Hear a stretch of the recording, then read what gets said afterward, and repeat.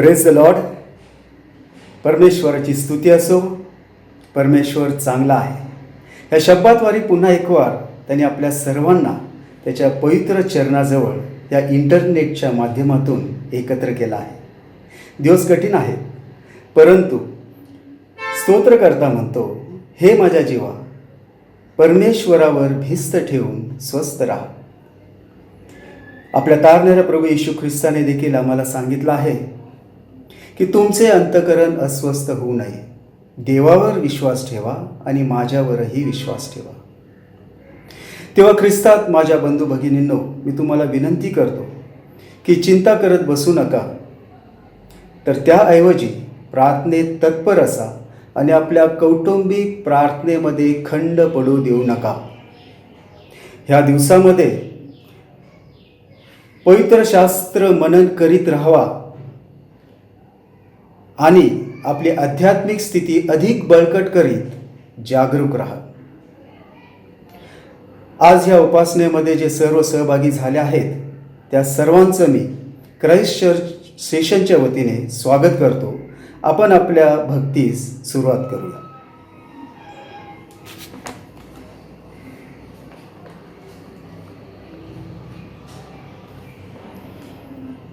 अहो पृथ्वीवरील सर्व लोको, परमेश्वराचा जय जयकार करा. हर्षाने परमेश्वराची सेवा करा. गायन करीत त्यास पुढे या. परमेश्वर हाच देव आहे असे जाणा.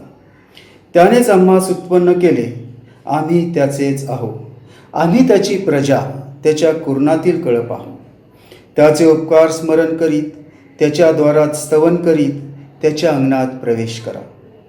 त्याचे उपकार स्मरण करा, त्याच्या नामाचा धन्यवाद करा. कारण परमेश्वर चांगला आहे. त्याची दया युगानयुग आणि त्याची सत्यता पिढ्यानपिढ्या टिकते. परमेश्वर वाचलेली वचने आशीर्वादित करो. त्यालाच महान महिमा आणि गौरव आता आणि सदा सर्व काळ युगानयुग असो. यावेळेस सन्मान्य आशिष जाधव आपल्यासाठी मध्यस्थीची प्रार्थना करतील. तुला धन्यवाद देतो, तुझी उपकार स्तुती करतो. ह्या समय यावेळेस प्रभू तू आम्हा सर्वांना एकत्रित केलं. प्रभू तुला धन्यवाद देतो. आज पण तू सांभाळलंस, काळजी घेतलीस, तुला धन्यवाद देतो प्रभू.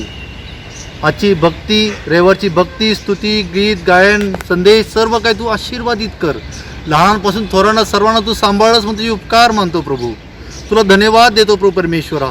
आमच्या सुखादुःखात तू राहिलास प्रभू परमेश्वरा. सर्वांची तू काळजी घेतलीस, आमचा सांभाळ केलास म्हणून तुला धन्यवाद देतो प्रभू परमेश्वरा.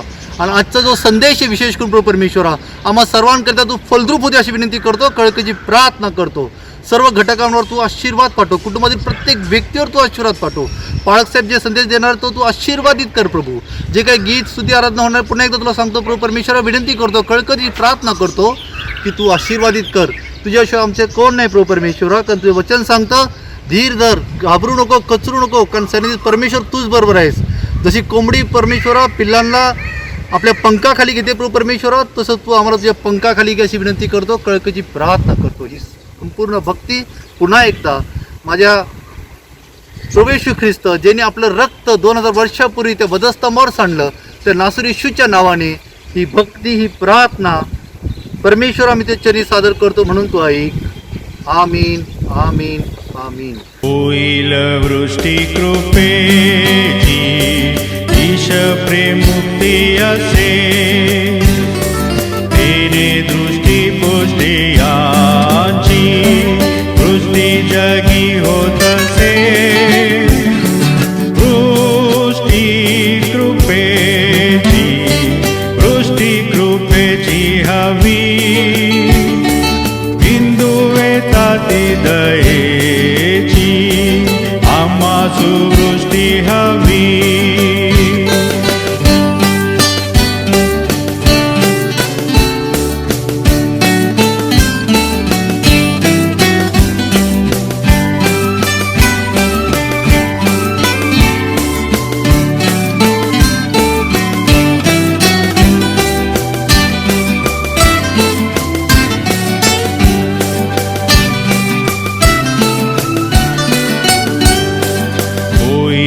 वृष्टी कृपेची, स्फूर्तिदायी थोरती, जे जोड भारी वारी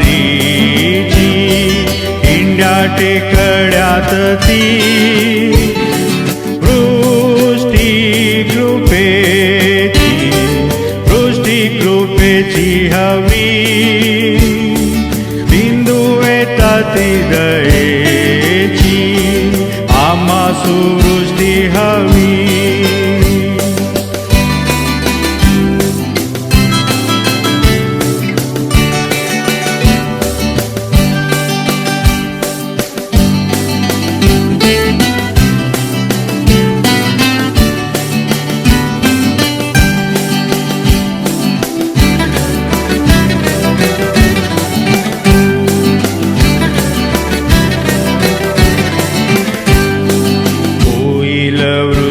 कृपेची देवा करावी आता सोबती करा स्वामी साची त्या हर्ष अपेक्षिता वृष्टी कृपेची हवी बिंदू येतात दयेची आम्हासु वृष्टी हवी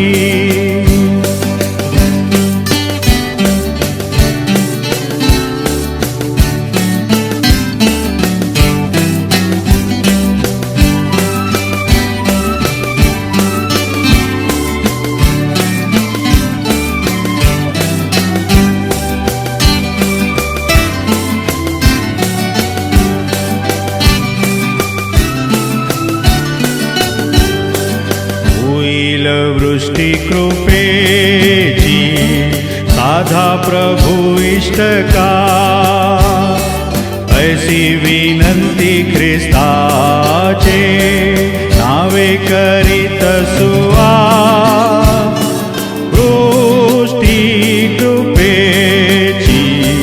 वृष्टी कृपेची हवी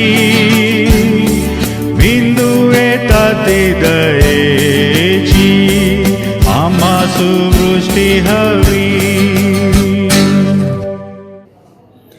यावेळेस पवित्र शास्त्रातील काही वचनं आपण ऐकणार आहोत. आज पेंटेकॉस्ट म्हणजे 50वा दिवस आहे आणि त्या अनुषंगाने जो शास्त्रभाग आजच्या मननासाठी निवडलेला आहे तो मी आपणास वाचून दाखवतो. प्रेषितांची कृत्ये याचा पहिला अध्याय 1 ते 8 ही वचनं. प्रेषितांची कृत्ये पहिला अध्याय 1 ते 8. हे थियोफिला, येशूने जे प्रेषित निवडलेले होते त्यास पवित्र आत्म्याच्या द्वारे आज्ञा सांगितल्यानंतर तो वर घेतला गेला. त्या दिवसापर्यंत त्याने जे जे करावयास व शिकवावयास आरंभिले होते त्या सर्वाविषयी मी पहिला ग्रंथ केला.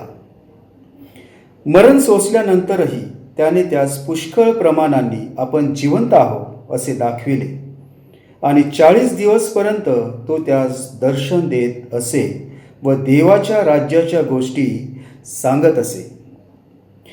तो व ते एकत्र जमले असताना त्याने त्यास आज्ञा केली की यरूशलेम सोडून जाऊ नका, तर जे पित्याचे वचन तुम्ही मजपासून ऐकले आहे त्याची वाट पहा. कारण योहानाने पाण्याने बाप्तिस्मा केला, तुमचा बाप्तिस्मा थोड्या दिवसांनी पवित्र आत्म्याने होईल. यास्तव ते एकत्र असताना त्यांनी त्याला विचारिले, प्रभो, यावेळेस आपण इस्रायलाचे राज्य पुन्हा स्थापित करणार काय? तो त्यास म्हणाला, जे काल व प्रसंग पित्याने आपल्या स्वाधीन ठेवले आहेत ते ओळखणे तुम्हाकडे नाही. पवित्र आत्मा तुम्हावर येईल तेव्हा तुम्हा सामर्थ्य प्राप्त होईल आणि यरूशलेमात आणि सर्व यहुदियात, शम्रोनात व पृथ्वीच्या शेवटापर्यंत तुम्ही माझे साक्षी व्हाल. परमेश्वर वाचलेली वचने आशीर्वादित करो. त्यालाच महान महिमा आणि गौरव आता आणि सदा सर्व काळ युगानयुग आमेन. यावेळेस आपण सर्व मिळून आळीपाळीने स्तोत्र वाचन करूया. स्तोत्र संहिता 103 आपण आळीपाळीने म्हणू. हे माझ्या जीवा, परमेश्वराचा धन्यवाद कर. हे माझ्या सर्व अंतर्यामा, त्याच्या पवित्र नामाचा धन्यवाद कर. हे माझ्या जीवा, परमेश्वराचा धन्यवाद कर. त्याचे सर्व उपकार विसरू नको. तो तुझ्या एकंदर दुष्कर्मांची क्षमा करीतो. तो तुझे सर्व रोग बरे करीतो. तो तुझा जीव विनाश गर्दीतून काढितो. तो तुला दया व करुणा यांचा मुकुट घालतो. तो तुझे आयुष्य उत्तम पदार्थांनी तृप्त करीतो. म्हणून तुझे तारुण्य गरुडासारखे नवे होते. जाचलेल्या सर्वांकरिता परमेश्वर नीतीची व न्यायत्वाची कृत्य करीतो. त्याने आपले मार्ग मोशाला आणि आपली कृत्ये इस्रायलाच्या वंशजाला विदित केली. परमेश्वर कनवाळू व कृपाळू, मंदमोहन व दयामय आहे. तो सर्वदाच दोष देत राहणार नाही. तो आपला क्रोध सर्व काळ राहू देणार नाही. आमच्या पालकाच्या मानाने त्याने आमचे पारिपत्य केले नाही. त्याने आमच्या दुष्कर्माच्या मानाने आम्हास प्रतिफळ दिले नाही. कारण जसे पृथ्वीच्या वर आकाश फार उंच आहे, तशी त्याची दया त्याचे भय धरणाऱ्यावर विपुल आहे. पश्चिमेपासून पूर्व जितकी दूर आहे, तितके त्याने आमचे अपराध आम्हापासून दूर केले आहे. जसा बाप आपल्या मुलावर ममता करीतो, तसा परमेश्वर आपले भय धरणाऱ्यावर ममता करीतो. कारण तो आमची प्रकृती जाणतो. आम्ही केवळ माती आहोत हे तो लक्षात ठेवतो. मानव प्राण्याचे आयुष्य गवतासारखे आहे. वनातील फुलाप्रमाणे तो फुलतो.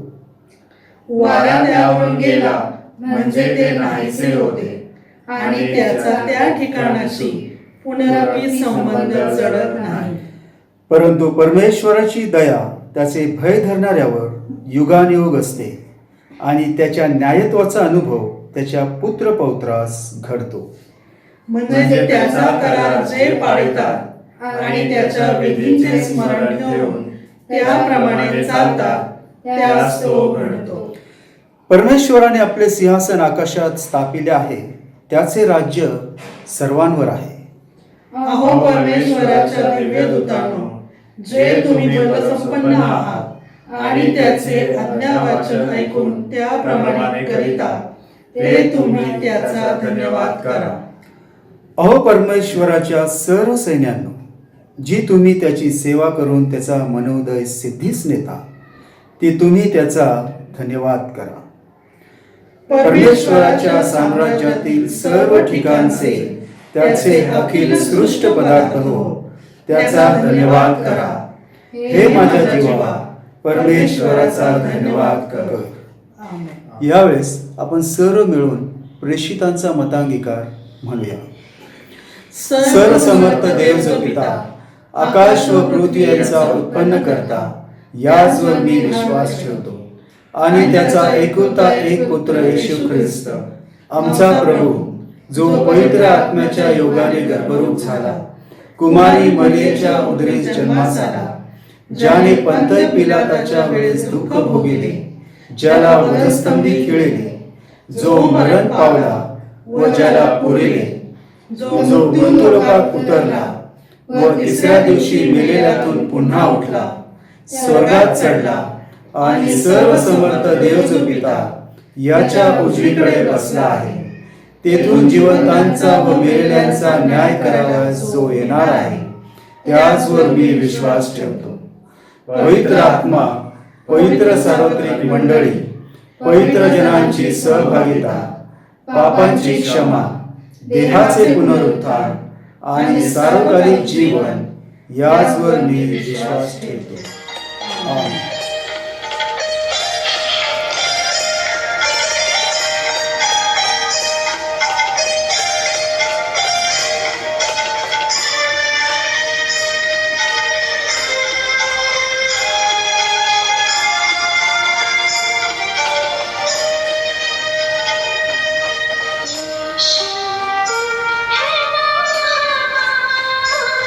तेरी जय तेरी जय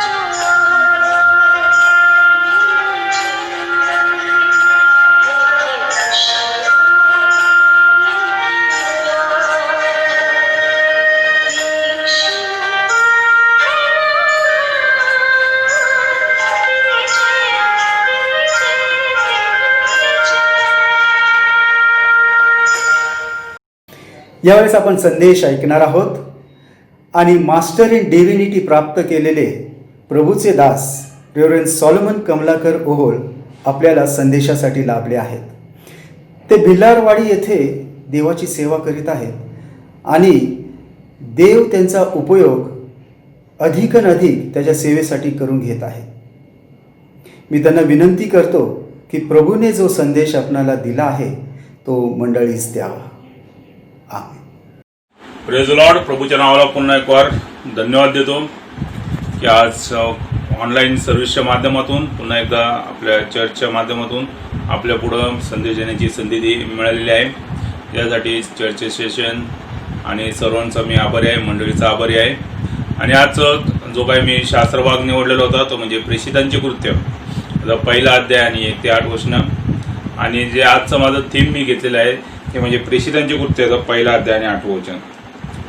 परंतु पवित्र आत्मा तुम्हावर येईल तेव्हा तुम्हाला सामर्थ्य प्राप्त होईल आणि यरूशलेमेत, सर्व यहुदियात, शोमरोनात व पृथ्वीच्या शेवटापर्यंत तुम्ही माझे साक्षी व्हा. आणि आजचा विशेष संडे तुमच्यासाठी आणि माझ्यासाठी आहे, कारण आजचा जो दिवस आहे त्या दिवसाला पेंटिकॉस्टल डे असं म्हटलं गेलेलं आहे. पेंटिकॉस्टल हा शब्द जो आहे तो 50वा दिवस म्हणजे असं त्याला ग्रीकमध्ये म्हटलं गेलेलं आहे. आणि याचा अर्थ की 50 दिवस, येशू ख्रिस्ताचं पुनरुत्थान झाल्यानंतर 50 दिवस.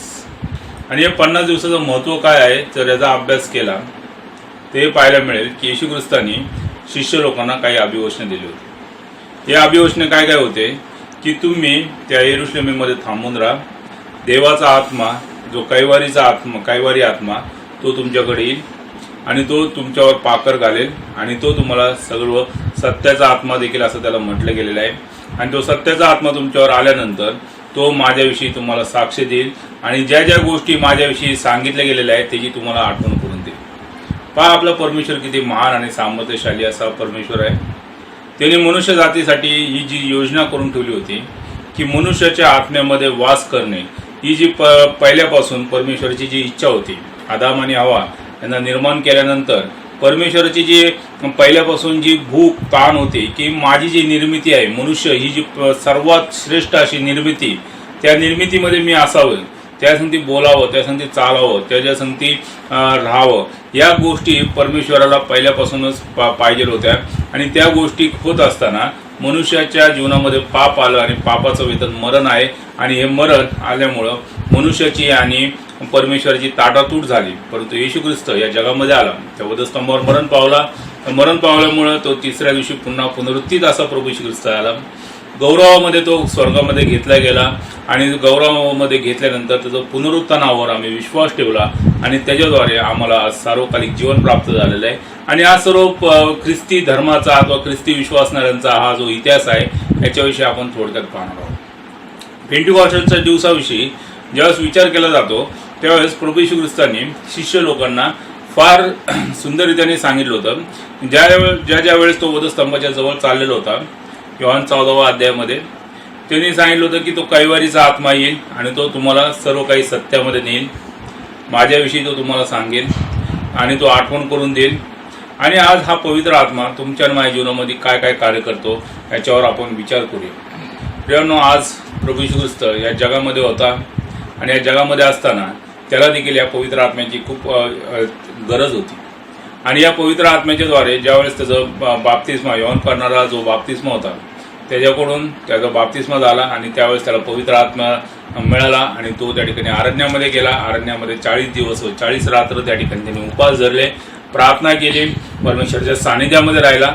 जो परमेश्वर, जो प्रभू येशू ख्रिस्त हा देवांचा देव, प्रभूंचा प्रभू होता, त्याला देखील देवाच्या पवित्र आत्म्याने परिपूर्ण होण्याची अगत्य होतं. तर तुम्हाला आणि मला किती जास्त करून असायला पाहिजे. आम्ही देवाच्या पवित्र आत्म्याने परिपूर्ण व्हावं ही देवाची तुमच्यासाठी आणि माझ्यासाठी असलेली इच्छा आहे. आणि आज आम्हाला ह्या ठिकाणी पाहायला मिळतं की येशू ख्रिस्ताच्या जीवनामध्ये ज्यावेळेस तो पवित्र आत्म्याने परिपूर्ण झाला त्यानंतर त्याला जे काही डिसिजन घ्यायचे होते की शिष्य लोकांना त्यांनी निवडलं, त्याला 12 शिष्यांना त्यांनी निवडलं आणि या सर्व गोष्टी करत असताना त्याला देवाच्या आत्म्याने सहकार्य केलेलं.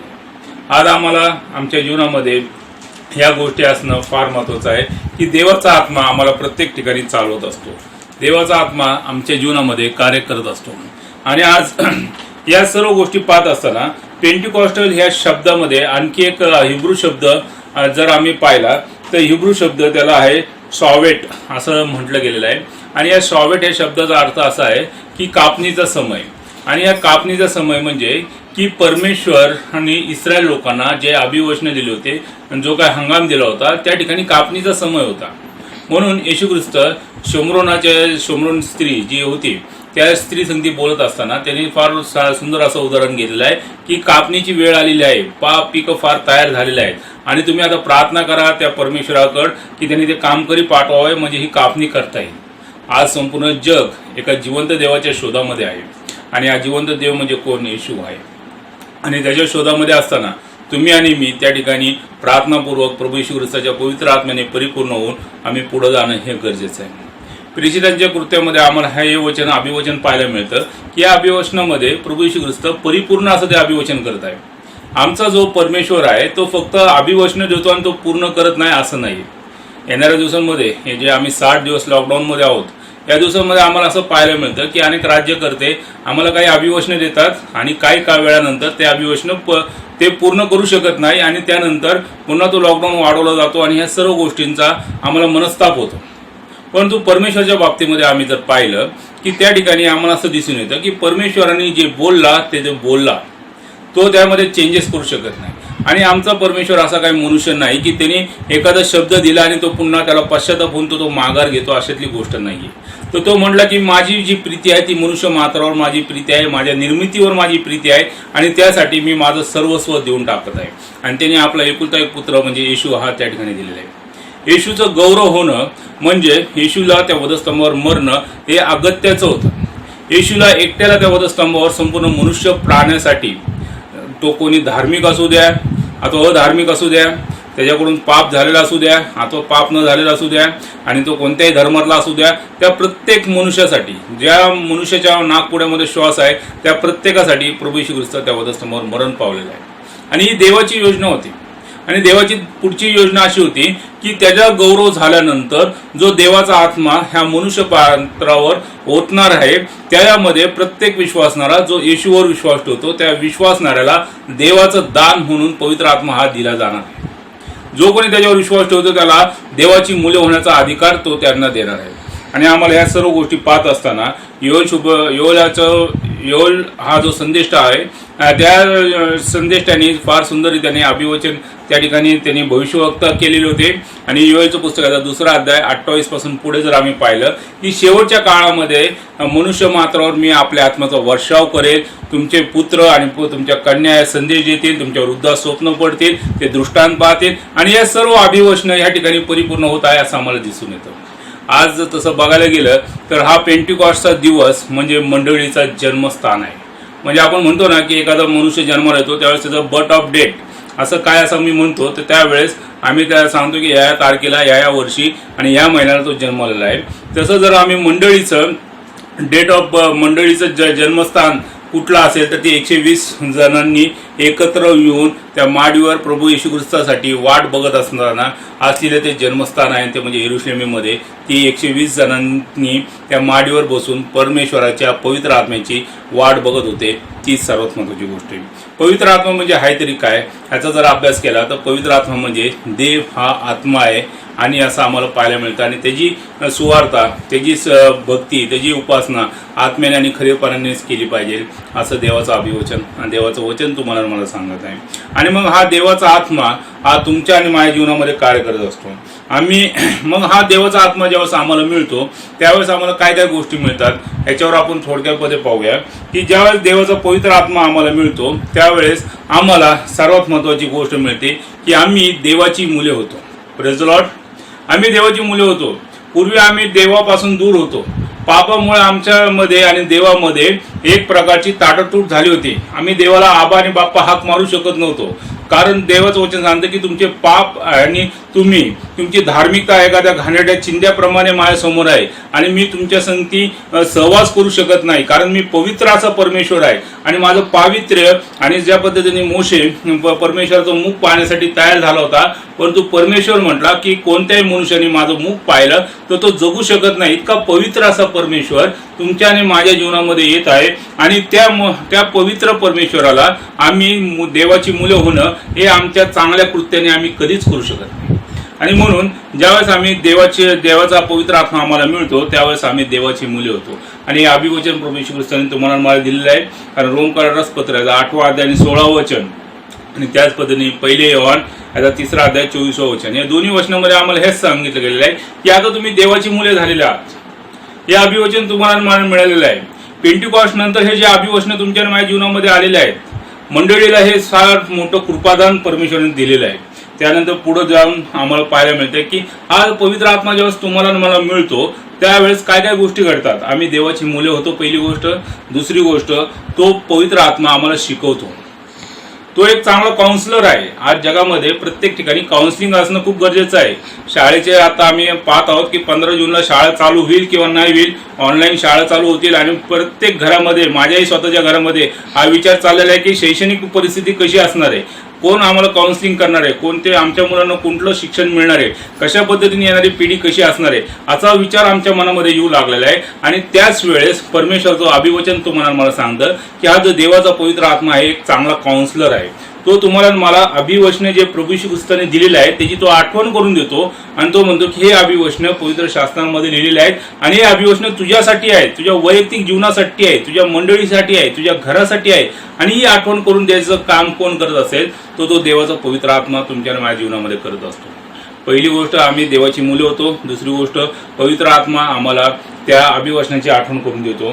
त्यानंतर तिसरी गोष्ट आहे की तो आमचं मार्गदर्शन करत असतो. तो आम्हाला कुठल्या मार्गाने जायला पाहिजे हे आम्हाला कळत नाही. मनुष्याने कुठला पाऊल उचलावं, त्यांनी काय काम करावं, त्यांनी काय गोष्टी कराव्या, काय करू नये, या गोष्टी करण्यासाठी आज आम्ही खूप कन्फ्यूज आहोत. आज आम्हाला व्हॉट्सअप सारख्या गोष्टी आहेत, फेसबुक सारख्या गोष्टी आहेत, गुगल सारख्या गोष्टी आहेत, याच्यामुळं माहिती आम्हाला खूप मिळते, परंतु डिसिजन कोणता घ्यावा, निर्णय कोणता घ्यावा, कोणत्या साईडला जावं, कुठं घर बांधावं, कुठल्या मंडळीला जॉईंट व्हावं, कुणाचा संदेश ऐकावा, ह्या सर्व गोष्टींमुळे आम्ही आता खूप कन्फ्यूज झालेलो आहे. माहितीचं इतकं ज्या पद्धतीने दानिएल म्हटलंय की शेवटच्या काळामध्ये ज्ञानाचा विस्फोट होणार आहे, त्या पद्धतीने या गोष्टी घडत चाललेल्या आहेत आणि मनुष्य हा गोंधळून गेलेला आहे. आणि या गोंधळलेल्या परिस्थितीमध्ये तो आम्हाला मार्गदर्शन करतो की तो स्तोत्र 32:8 मध्ये म्हटलेलं आहे की ज्या मार्गाने तुला जायला पाहिजे तो मार्ग मी तुला सांगेन, मी तुला बुद्धिवाद सांगेन, मी तुझ्या संधी बोलेल, मी तुझ्या संधी चालेल. आणि पवित्र आत्मा तुमच्या संधी बोलणार आहे, तो तुमच्या संधी चालणार आहे. आणि त्यानंतर तो देवाला आवडणाऱ्या गोष्टी आमच्याकडून करून घेण्याचं काम देखील पवित्र आत्मा आमच्यासाठी करत असतो. आम्ही आमच्या जीवनामध्ये देवाला काय आवडतं हे आम्हाला माहीत आहे, परंतु आम्ही कशा पद्धतीने देवाला गौरवावं हे आम्हाला समजून येत नाही. त्यामुळे संत पाऊल देखील म्हणतो की मला चांगलं करावं हे मला वाटत असतं, परंतु ते माझ्याच्याने होत नाही, कारण माझ्या देहामध्ये एक मला असा गुणधर्म दिसतो की मला चांगलं करायशी वाटतं, मला चांगलं बोलूशी वाटतं, मला लोकांवर प्रेम करूशी वाटतं, परंतु ते माझ्याच्याने होत नाही, कारण माझ्या शरीरामध्ये वेगळाच गुणधर्म आहे की जे मला चांगलं करावं वाटतं ते माझ्याच्याने होत नाही. परंतु ज्यावेळेस देवाच्या आत्म्याने मी परिपूर्ण होतो त्यावेळेस मला त्या गोष्टी करायला जमतात, कारण लोकांवर प्रीती करायला मला जमते. आणि मग नंतर आम्हाला आणखी एक गोष्ट पाहायला मिळते की आम्ही सर्वजण थकून जातो. ती गोष्ट म्हणजे कोणती असेल तर ती म्हणजे प्रार्थना. प्रार्थना हा तुमच्या आणि माझ्या जीवनामधल्या असलेला श्वास आहे. एक देवाचे सेवक होते, त्या देवाच्या सेवकाला हडसन टेलर यासारख्या देवाच्या सेवकाला विचारण्यात आलं की प्रार्थना महत्वाची आहे का बायबल वाचन महत्वाचं आहे, काय करावं जास्त, प्रार्थना जास्त करावी का बायबल वाचन जास्त करावं. आणि त्यांनी फार सुंदर त्यांनी ते उदाहरण दिलं आणि ते म्हटले की श्वास घेणं महत्वाचं आहे का श्वास सोडणं महत्वाचं आहे. म्हणजे जीवन जगण्यासाठी जर तुम्ही श्वास घेता ते महत्वाचं आहे का श्वास सोडणं महत्वाचं आहे. आणि त्यावेळेस समोरच्या व्यक्ती म्हटले की या दोन्ही गोष्टी तेवढ्याच महत्वाच्या आहे की श्वास घेणंही महत्वाचं आहे आणि श्वास सोडणं देखील महत्वाचं आहे. त्याच पद्धतीने तुम्ही आणि मी त्या प्रार्थनेमध्ये असणं खूप गरजेचं आहे. आणि तेवढीच आमची प्रार्थना असायला पाहिजे, तेवढंच आमचं बायबल स्टडी देखील असायला पाहिजे. आणि या प्रार्थनेमध्ये आम्ही थकून जातो आणि म्हणून संत पाऊल म्हणतो की तो आत्मा, देवाचा आत्मा तुम्हाला प्रार्थनेमध्ये स्थिर आणि स्थायी करतो. आणि तुम्ही कशी प्रार्थना करावी, कशी आत्म्याने परिपूर्ण होऊन प्रार्थना करावी, या गोष्टी तो पवित्र आत्मा आम्हाला सांगतो. तो आमच्या शरीराविषयी देखील बोलतो की तो आम्हाला उत्तम अशी तब्येत देखील देत असतो. आणि या पवित्र आत्म्याच्या द्वारे आम्हाला ह्या सर्व गोष्टी पाहायला मिळतात की येशू ख्रिस्ताने तुमच्या आणि माझ्यासाठी हा कैवारी दिलेला आहे. आणि तुम्ही आणि मी जास्तीत जास्त त्याच्या आत्म्याच्या द्वारे पुढे जावं, ही गोष्ट परमेश्वराने तुम्हाला मला सांगितलेलं आहे. आणि म्हणून आज प्रेषिताची गोष्ट याचा पहिला अध्याय 8वं वचन तुम्हाला मला हेच सांगत आहे की ज्यावेळेस देवाचा आत्मा, पुन्हा एकदा मी ते वचन वाचेन आणि या वचनामध्ये फार सुंदर म्हटलेलं आहे, मला खूप आवडणारं वचन आहे. परंतु पवित्र आत्मा तुम्हावर येईल तेव्हा तुम्हाला सामर्थ्य प्राप्त होईल. देवाचा आत्मा ज्यावेळेस येतो त्यावेळेस तुम्हाला मला सामर्थ्य प्राप्त होतं. आणि यरुशलेमेत, सर्वात पहिल्यांदा यरुशलेम, आणि यरुशलेमेमध्ये संत प्रेषित जो होता पेत्र, त्यांनी सुवार्थ सांगितली. 3000 लोक त्या ठिकाणी तारले गेलेले आहेत. त्यानंतर यहुदियात, मग त्यानंतर पुढे ते जाऊन यहुदियामध्ये ते संपूर्ण शिष्य लोक पांगले गेले. त्या लोकांनी त्या ठिकाणी सुवार्थ सांगितली. मग शोमरोन, जे शोमरोन होतं की ज्या ठिकाणी यहुदी लोक आणि शोमरोन लोक एकमेकांशी बोलत नव्हते, त्या ठिकाणी फिलिप नावाचा येशूचा शिष्य त्या ठिकाणी जातो, त्यांनी तो सुवार्थ सांगतो आणि बरेच लोक त्या ठिकाणी तारले जातात. आणि त्यानंतर पृथ्वीच्या शेवटापर्यंत तुम्ही माझे साक्षी व्हाल. आणि हा पवित्र आत्मा ज्यावेळेस तुम्हाला मिळतो त्यावेळेस तुम्ही साक्षी असं आता तुम्ही ती साक्ष देता. ती साक्ष कोणती की प्रभू येशू ख्रिस्त माझ्यासाठी मरण पावलेला आहे, तो पुन्हा उठलेला आहे, तो जो पवित्र आत्मा माझ्यामध्ये आहे तो मला पुन्हा घेऊन जाण्यासाठी तो पुन्हा येणार आहे. ही जी साक्ष तुम्ही आणि मी सांगतो, ही साक्ष फार महत्वाची आहे. आणि तुम्ही माझे साक्षीदार व्हाल असं प्रभू येशू ख्रिस्त म्हटलं गेलं आहे. तुम्ही आता फक्त डोळ्यांनी बघता, अथवा तुम्ही आणि मी त्यावेळेस नव्हतो. येशू ख्रिस्त ज्यावेळेस या जगामध्ये आला होता त्यावेळेस तुम्ही आणि मी नव्हतो, परंतु आजही आम्ही त्या गोष्टीवर विश्वास ठेवतो. 2000 वर्षापूर्वी जी गोष्ट घडली त्या गोष्टीवर आम्ही विश्वास ठेवतो आणि त्या विश्वासाच्या द्वारे परमेश्वर तुम्हाला मला आशीर्वादित करत आहे. आणि एक पंडित रमाबाई यांचं उदाहरण दिल्याशिवाय मला राहणार नाही. कारण 29 जून 1905 या दिवसामध्ये एक घटना घडली होती. आणि ती घटना अशी होती की पंडित रमाबाई मुक्ती मिशन केडगाव आपल्या पुण्यामध्ये, त्या ठिकाणी ज्या पंडित रमाबाई यांनी काही मुलींना घेऊन संजीवनाचं कार्य करण्याचा प्रयत्न करत होते. आणि त्यांनी त्या मुलींना उपास, प्रार्थना, देवाविषयी पश्चाताप करणं, या सर्व गोष्टी ते शिकवत होते. आणि त्यांनी म्हटले की या परमेश्वराचा पवित्र आत्मा तुमच्यावर आणि माझ्यावर कार्य करणार आहे. आणि या सर्व विचारांनी ते एकत्र झाले. ज्या पद्धतीने 120 जण त्या ठिकाणी माडीवरच्या खोलीमध्ये जमलेले होते, देवाच्या आत्म्याचा वर्षाव होण्याची वाट बघत होते, त्या पद्धतीने पंडित रमाबाई आणि त्यांच्या सर्व मुली त्या ठिकाणी बसलेल्या होत्या आणि ते प्रार्थना करत होते. आणि रात्रीचे 3:30 वाजले आणि 3:30 वाजताना एक मोठा वाऱ्याचा सुसाटा झाला आणि त्या ठिकाणी एका मुलीला पूर्णपणे ती पेटली गेली, टोटली पेटली गेली. आणि त्या ठिकाणी तिला विझवण्यासाठी पाणी कोणी पाणी टाकत होतं, बादलीवर पाणी टाकत होतं, कोणी कळशीने पाणी टाकत होतं, परंतु ती मुलगी पेटत होती परंतु भस्म होत नव्हती. ज्या पद्धतीने मोशेला ते झुडूप जळत होतं परंतु ते भस्म होत नव्हतं, अशा पद्धतीने त्या ठिकाणी आम्हाला ती गोष्ट पाहायला मिळते. आणि इतिहासामध्ये आम्हाला हे फार मोठी घटना घडलेली आहे. आणि संपूर्ण युरोपियन कंट्री त्या काळामध्ये असं झालं होतं की फक्त युरोपियन कंट्रीमध्येच पवित्र आत्म्याचा अभिषेक होऊ शकतो आणि या ठिकाणी जे भारत सारख्या देशामध्ये पवित्र आत्म्याची लाट येऊ शकत नाही, अशी त्या ठिकाणी भावना निर्माण झाली होती. परंतु पंडित रमाबाईंच्या उपास आणि प्रार्थनेच्या द्वारे त्या ठिकाणी पवित्र आत्म्याचं संजीवन झालेलं आहे. आणि 1905 सालामध्ये जून 29 जून 1905 आणि रात्रीचे 3:30 वाजता त्या ठिकाणी पवित्र आत्म्याचा अभिषेक त्या ठिकाणी उतरलेला आहे. प्रियानो, मला यातून तुम्हाला हे सांगायचं आहे, आजही तो पवित्र आत्मा तुमच्या आणि माझ्या जीवनामध्ये कार्य करण्यासाठी तयार आहे.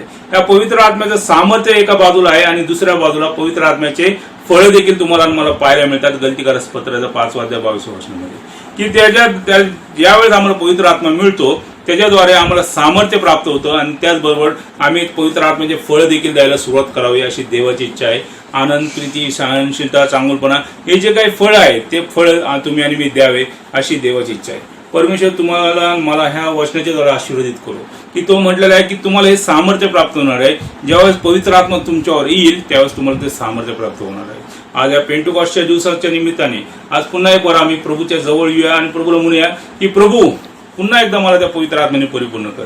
कदाचित आम्ही बरेच दिवस झाले असेल लॉकडाऊनमध्ये आम्ही कंटाळलेलो असो, आमच्या समस्या अधिकणारी वाढत असतील, आर्थिक समस्या वाढत असतील आणि आरोग्याच्या समस्या वाढत असतील, त्या वेळेमध्ये आम्ही म्हणूया की प्रभू पुन्हा एक वार आम्हाला त्या पवित्र आत्म्याने परिपूर्ण कर. परमेश्वर करून तुम्हाला मला आशीर्वाद करू. आमेन. प्रार्थना पण म्हणूया. हे आमच्या स्वर्गातील पित्या, तुझे नाम पवित्र मानले जाओ, तुझे राज्य जसे स्वर्गात तसे पृथ्वीवरी तुझ्या इच्छेप्रमाणे हो. आमची रोजची भाकर आज आम्हाला दे, आणि जसे आम्ही आमच्या अज्ञासून सोडले आहे तसेच तू आमचे गुन्हे आम्हाला सोड, आणि आम्हाला परीक्षेत आणू नकोस, तर आम्हाला सैतापासून सोडू, कारण ही राज्य सामर्थ्य आणि गौरव ही सर्व तुझीच आहे. सर्व बुद्धी सामर्थ्याच्या पलीकडे असलेली देवाने दिलेली शांती तुमच्या अंतकरणे व तुमचे विचार आतापासून सदा सर्व काळ ख्रिस्त येशूमध्ये राखो, आणि देवदो बाप, देवदो पुत्र आणि देवदो पवित्र आत्मा याचा आशीर्वाद तुम्हा बरोबर आतापासून सदा सर्व काळ असो. आमीन. सुवंद्य देवा परात्पर सर्वा हो त्याला खालीवर तो बाप पुत्र आत्मा